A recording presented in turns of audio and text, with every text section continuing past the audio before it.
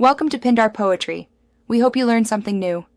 You're starting now. Power on the Xbox 360 and confirm the TV shows the console input.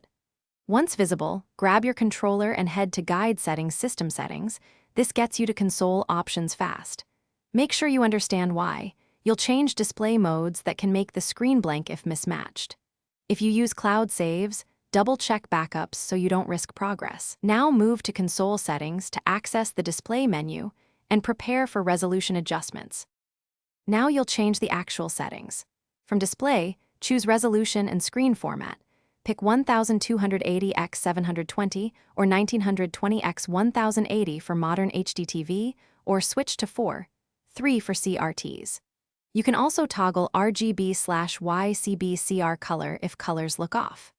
Once done, apply the change and watch for a confirmation prompt because the console verifies the display. If the screen shows nothing, remain calm. There's a finish by confirming the settings and restarting the Xbox 360 so games and apps adopt the new output. You're doing this because some apps cache display modes and a restart ensures consistency. If the screen remains blank after applying changes, use the safe mode style reset. Power off, then power on while holding the guide button to force default display recovery. Make sure to test another HDMI/component cable or TV input to rule out hardware faults before deeper fixes or repairs.